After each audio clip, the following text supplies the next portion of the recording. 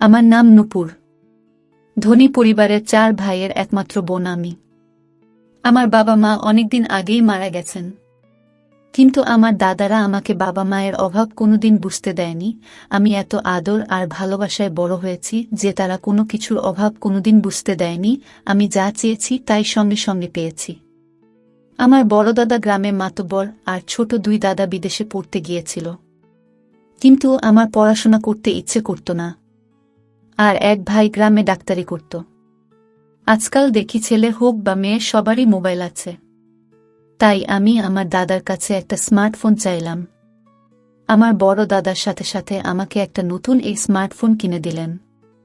এটা পেয়ে আমি খুব খুশি। আমি খুব সুন্দরী, তাই নিজের ছবি তুলে সোশ্যাল মিডিয়াতে পোস্ট করতাম। আর অনেক লোক আমার ছবিতে লাইক এবং কমেন্ট করত। লোকজন আমাকে খুব পছন্দ করতে শুরু করেছিল।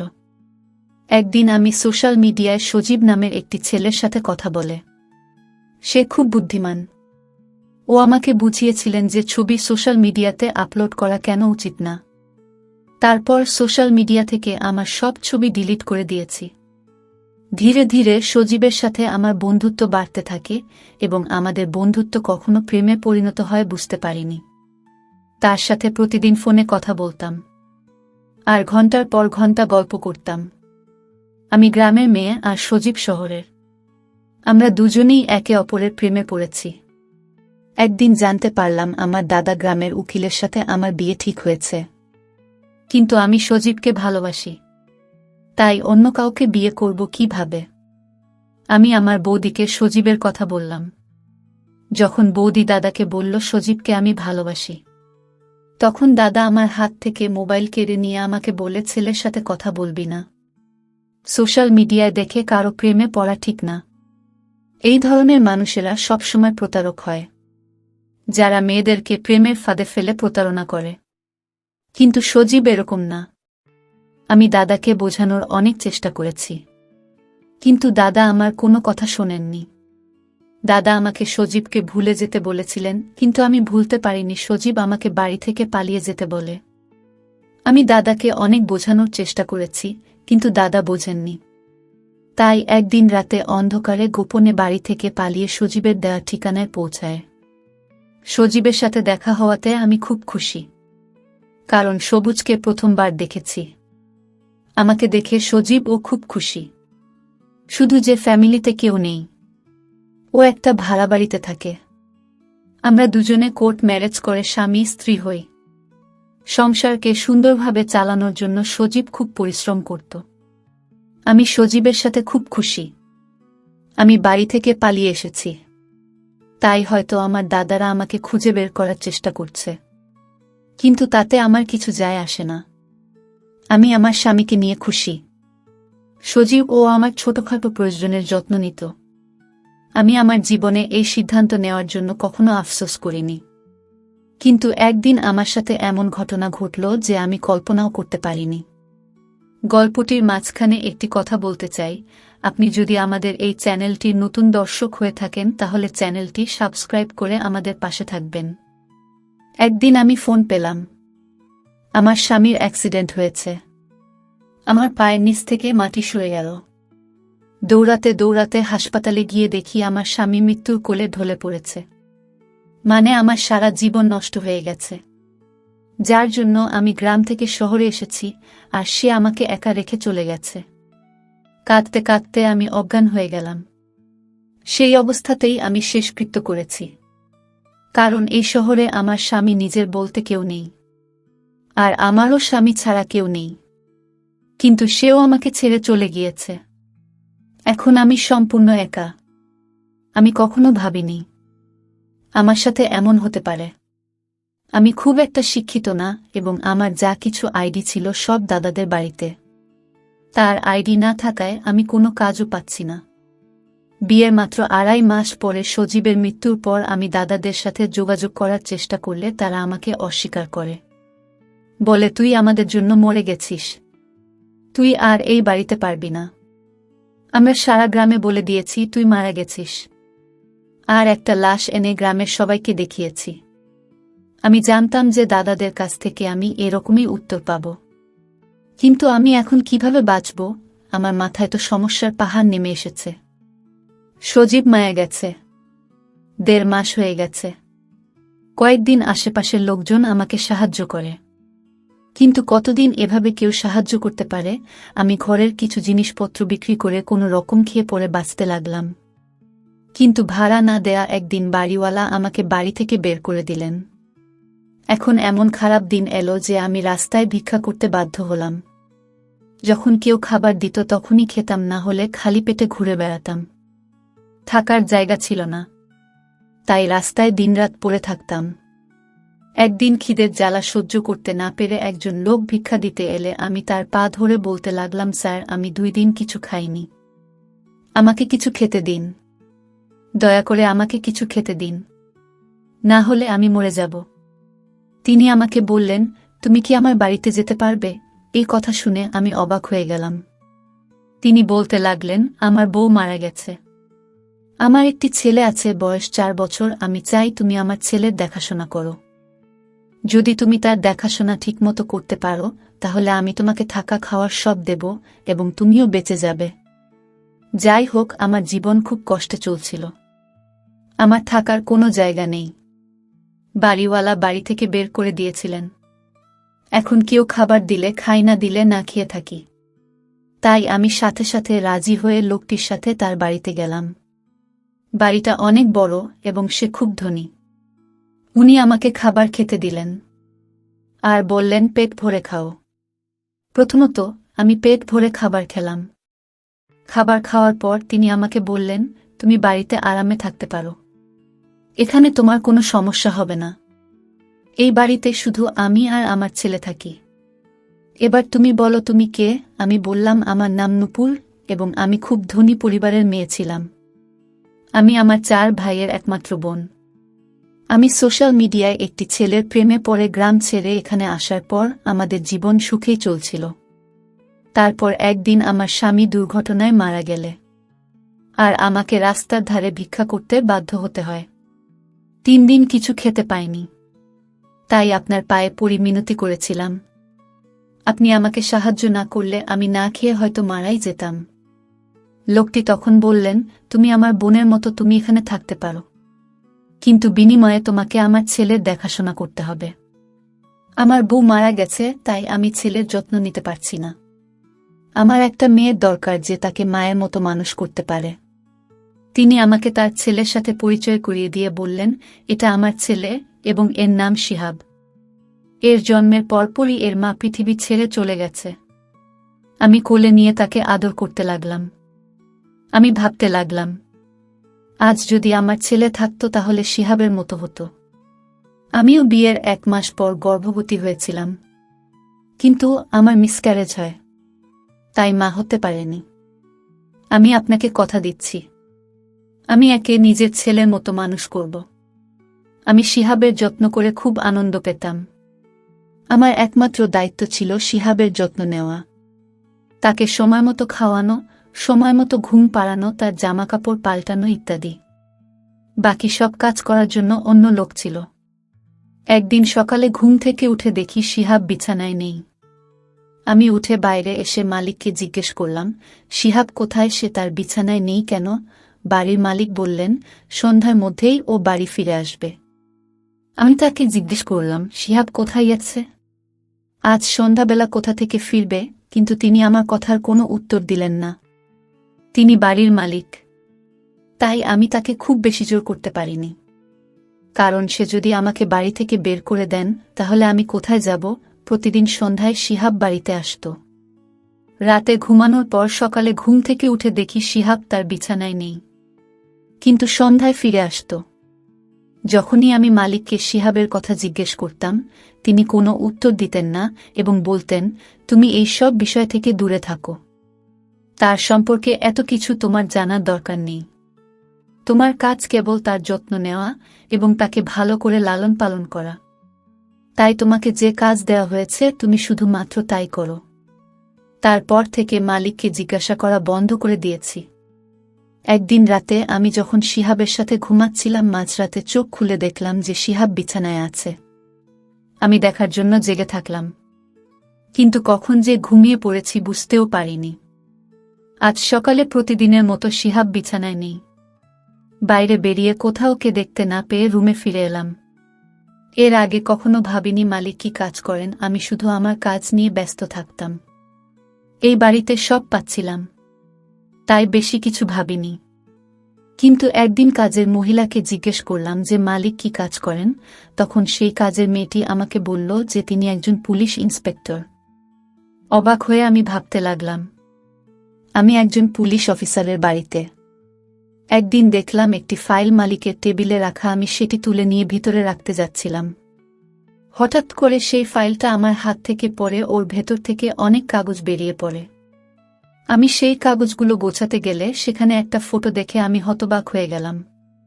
আমি অবাক হয়ে ভাবলাম আমার স্বামীর ছবি এখানে কেন। ভাবলাম মালিক যদি জানতে পারে আমি এই ছবিটি দেখেছি, বাবা আমি এই ছবির লোকটির স্ত্রী, তাহলে মালিক আমার কি অবস্থা করবে। ভয়ে তাই তাড়াতাড়ি সবকিছু গুছিয়ে ফাইলটি মালিকের ঘরে রেখে ফিরে এলাম। এখন আমার ভয় করতে লাগলো এবং সবচেয়ে বড় ব্যাপার, ভীষণ টেনশনে পড়ে গেলাম।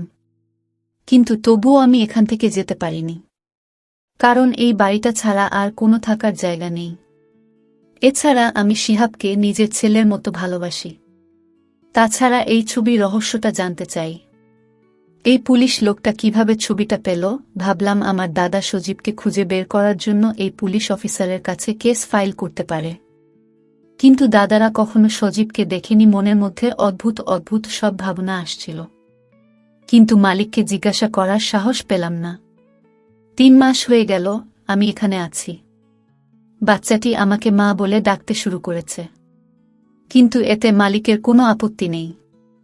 তারপর মালিক আমাকে একটা মোবাইল দিয়ে বলল, তোমার সাথে কথা বলা দরকার হতে পারে, তাই এটা রাখো। একদিন আমার মোবাইলে একটা ফোন আসে। আমি কাজে ব্যস্ত ছিলাম তাই কল ধরতে পারিনি। পরে মোবাইলের দিকে তাকাতেই একটা অচেনা নম্বর ভেসে উঠল। আমি খুব একটা পাত্তা দিলাম না। কিছুক্ষণ পর সেই নম্বর থেকে একটা মেসেজ এলো। তাতে লেখা ছিল, নূপুর তুমি কেমন আছো? খুব অবাক হলাম, ভাবলাম হয়তো এখানকার কোনো কাজের মেয়ে আমার সাথে মজা করছে, তাই আমি ওই মেসেজের রিপ্লাই দেয়নি। এরপর প্রতি রাতে এই নাম্বার থেকে মেসেজ আসতে থাকে। মিসেসের নানা রকমের কথা, আমার পুরনো জীবন এবং মাঝে মাঝে আমার দাদাদের সম্পর্কে বিভিন্ন কথা।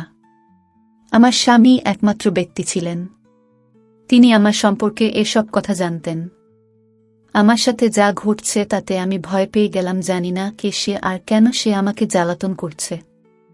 সে বলতো, তুমি আমাকে তোমার বন্ধু মনে করতে পারো, তোমার কোনো সমস্যা হলে আমাকে মেসেজ করে জানিও, আমি তোমার সব সমস্যার সমাধান করে দেব। কিন্তু আমি ভয় পেয়ে নম্বরটি ব্লক করে দিলাম। তারপরে সে আমাকে নতুন নতুন নাম্বার দিয়ে মেসেজ করতে শুরু করে। আমি যত নম্বর ব্লক করি সে তত নাম্বার দিয়ে আমার সাথে কথা বলার চেষ্টা করত। সে এমন এমন কথা বলতো যে আমি টেনশনে পড়ে যেতাম। যাই হোক, ধীরে ধীরে আমি তাকে বিশ্বাস করতে শুরু করি এবং তার সাথে কথা বলতে শুরু করি। আমার যে কোনো সমস্যা তার সাথে শেয়ার করি। সে আমার পুরনো জীবনের কথা বলে আমার সাথে মজা করে। যখন আমি তাকে জিজ্ঞেস করতাম সে আমার সম্পর্কে এত সব কিভাবে জানল, সে আমার প্রশ্নের কোনো উত্তর দিত না, কিন্তু নিজের সম্পর্কে বলতো যে তিনি অবিবাহিত এবং এই পৃথিবীতে আর কেউ নেই। আমারও এই পৃথিবীতে কেউ ছিল না, তাই আমাদের ভালো বন্ধুত্ব হয়ে গেল। আমি চেষ্টা করতাম কারো সামনে তার সাথে কথা না বলতে। সেজন্য আমি তাকে বলেছিলাম যে আমি কারো সামনে তার সাথে কথা বলতে পারবো না। সে বলল, ঠিক আছে, রাতে সবাই যখন ঘুমাবে তখনই কথা বলবো। এখন আমরা গভীর রাত পর্যন্ত গল্প করতাম।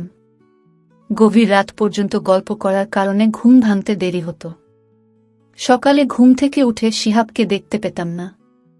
আমি তার সাথে এ বাড়ির বিষয়ে কোনো কথা বলতাম না, কারণ আমিই বাড়ি নুন খাচ্ছিলাম, আর সে তাকে আমি চিনতাম না। সে আমাকে নিজের সম্পর্কে যা বলেছিল তা সত্যি কি না জানি না। এটা আমার জন্য শুধু টাইম পাস। সারাদিন বিরক্ত হতাম। শিহাব ও সন্ধ্যায় বাড়ি ফিরত আর চাকর ঘরের সব কাজ করত, তাই ওর সাথে কথা বলে সময় কাটাতাম। 22 দিন ধরে ও আমাকে বলতো আমার সাথে দেখা করতে চায়, কিন্তু আমি তার সাথে দেখা করতে রাজি হতাম না। তাই সে বলতো সে আমার সাথে দেখা করতে আমি যেখানে থাকি সেখানে আসবে। একদিন সন্ধ্যাবেলা শিহাব বাড়িতে আসার পর মালিক আমাকে সন্ধ্যার খাবারের ব্যবস্থা করতে বললেন, কারণ আমার বেস্ট ফ্রেন্ড অনেকদিন পর আমার বাড়িতে আসছে। তাই আমি চাই তুমি নিজের হাতে তার জন্য ভালো ভালো খাবার তৈরি করো। আমি মালিককে বললাম ঠিক আছে। আমি অনেক খাবার তৈরি করে রাখলাম। 2 ঘন্টা পর শুনতে পেলাম বাইরে কেউ কথা বলছে। তাই চা জলখাবার নিয়ে নিচে এলে নিচে হল ঘরে বসে থাকা লোকটাকে দেখে আমার পায়ের নিচ থেকে মাটি সরে গেল। আমি স্তব্ধ হয়ে বোঝার চেষ্টা করছি, কিন্তু বুঝতে পারছি না। কিছুক্ষণ পর আমি অজ্ঞান হয়ে পড়ি। যখন জ্ঞান ফিরল তখন আমি আমার বিছানায় শুয়ে মালিক এবং সেই লোকটি আমার বিছানার কাছে দাঁড়িয়ে। লোকটি আর কেউ নয়, আমার স্বামী সজীব, যার শেষকৃত্য আমি নিজে দাঁড়িয়ে থেকে দেখেছি। আমি হতবাক হয়ে সজীবের দিকে তাকিয়ে আছি। আমি বিশ্বাস করতে পারছি না যে সে আমার সামনে জীবিত দাঁড়িয়ে আছে। সজীব ও আমার দিকে একমনে তাকিয়েছিল এবং তার চোখে জল দেখতে পাচ্ছি। সজীব আমাকে বলল, নূপুর, বিশ্বাস করো, আমি তোমার সজীব, যে তোমাকে খুব ভালোবাসে। দেখো, আমি বেঁচে আছি। এই বলে সে আমার কাছে বসল। আমারও চোখে জল। আমি তাকে ছুঁয়ে দেখলাম। তারপরে নিশ্চিত হলাম যে সে সত্যিই জীবিত এবং আমার সামনে বসে। আমি তাকে জড়িয়ে ধরে খুব কাঁদতে লাগলাম। সেও আমাকে জড়িয়ে ধরে খুব কান্না করছিল। তার চলে যাওয়ার পর আমার সাথে যা যা ঘটেছিল তার সবই মনে পড়তে লাগল। তারপর আমি সজীবকে জিজ্ঞেস করলাম, তুমি যদি বেঁচে ছিলে তাহলে কে সে ব্যক্তি যার শেষকৃত্য আমার চোখের সামনে হয়েছিল এবং যার মৃতদেহ আমি দেখেছি, সে কে? আমি সজীবকে আরও বললাম, তুমি জানো যে তুমি ছাড়া এই পৃথিবীতে আমার কেউ নেই। তাহলে এতদিন আমার থেকে দূরে ছিলে কেন? আমি বলেছিলাম আর কাঁদছিলাম। তখন সজীব বলল, এটা অনেক বড় ব্যাপার, অনেক রহস্য আছে যা শুনলে তুমি চমকে যাবে। আজ আমি তোমাকে একে একে সব রহস্য বলতে চাই। তুমি যে রং নম্বরের কথা বলতে, সেটা আর কেউ নয়, সেটা আমি। আমি তোমাকে বলেছিলাম যে আমি তোমার সাথে তোমার বাড়িতে দেখা করব। দেখো, আমি এখানে এসেছি। তখন আমার খেয়াল হলো যে ছেলেটা আমার সাথে কথা বলতো, সে আমার সম্পর্কে এসব কথা জানত কিভাবে, যা আমি আর আমার স্বামী ছাড়া কেউ জানত না। কিন্তু সজীব বেঁচে থাকতে পারে সেটা কখনোই ভাবেনি। সজীবকে বললাম, তুমি বেঁচে থাকলে এতদিন কোথায় ছিলে? আমি সবকিছু জানতে চাই। সজীব বলল, আমি তোমাকে এসব কথা বলবো। তুমি যখন বাড়ি ছেড়ে এখানে এলে আর আমাদের বিয়ে হলো, কয়েকদিন পর তোমার দাদা এখানে এসে আমাদের সম্পর্কে সব তথ্য নিয়ে যায়। যদিও তারা গ্রামের সকলের কাছে বলেছিল যে তুমি অ্যাক্সিডেন্টে মারা গেছ। এমনকি তারা একটা লাশ নিয়ে সকলের কাছে প্রমাণ করেছে যে তুমি সত্যিই মারা গেছ।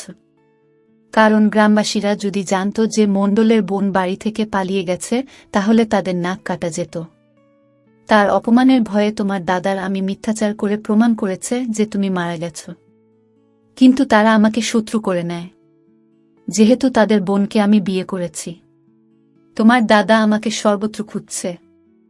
একদিন তোমার দাদারা আমার মোবাইল নম্বর জানতে পেরে আমাকে ফোন করে হুমকি দেয় আর বলে যে আমার সাথে সাথে তারা তোমাকেও মেরে ফেলবে। একদিন রাস্তা পার হওয়ার সময় একটা গাড়ি চড়ে ছুটে আসছিল।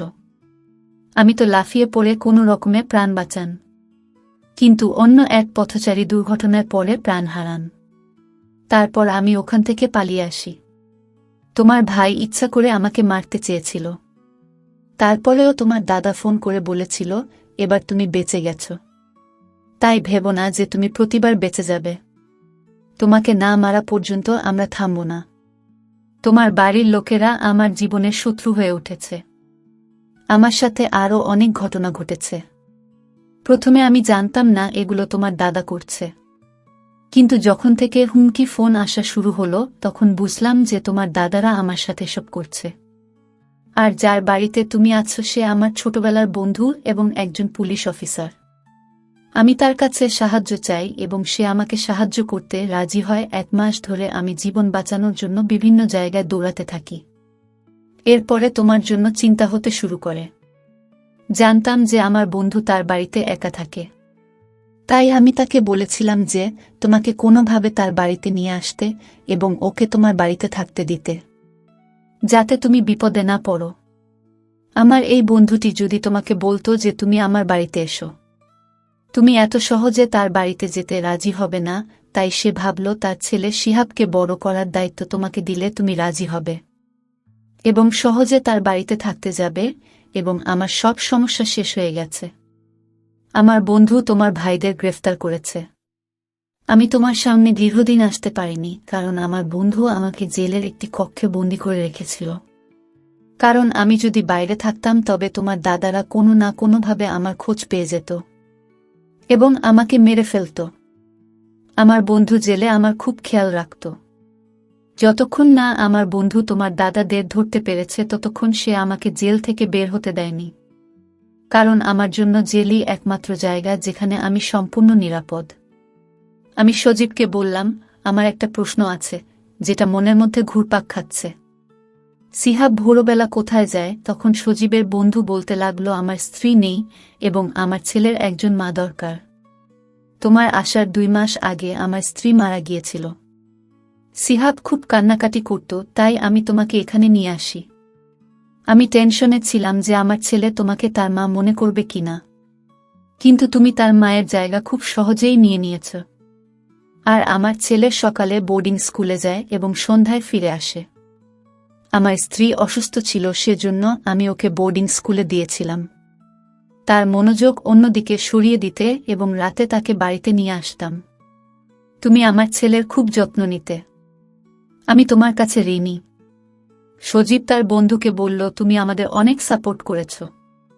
তোমার কারণে আজ আমরা স্বামী স্ত্রী একে অপরের সাথে দেখা করতে পেরেছি। এখন আমরা দুজনেই আমাদের জীবনে খুব খুশি। আমার স্বামী চাকরি পেয়েছে এবং আমরা একই বাড়িতে থাকি। আবার শিহাবকে কাছে পেয়ে আমি খুব খুশি। আমার জীবনের সমস্ত সমস্যা কেটে গিয়েছে। তো বন্ধুরা, আজকে এই পর্যন্তই। ভিডিওটি আপনাদের ভালো লাগলে অবশ্যই একটি লাইক করবেন এবং কমেন্ট করে আপনাদের মতামত জানাবেন।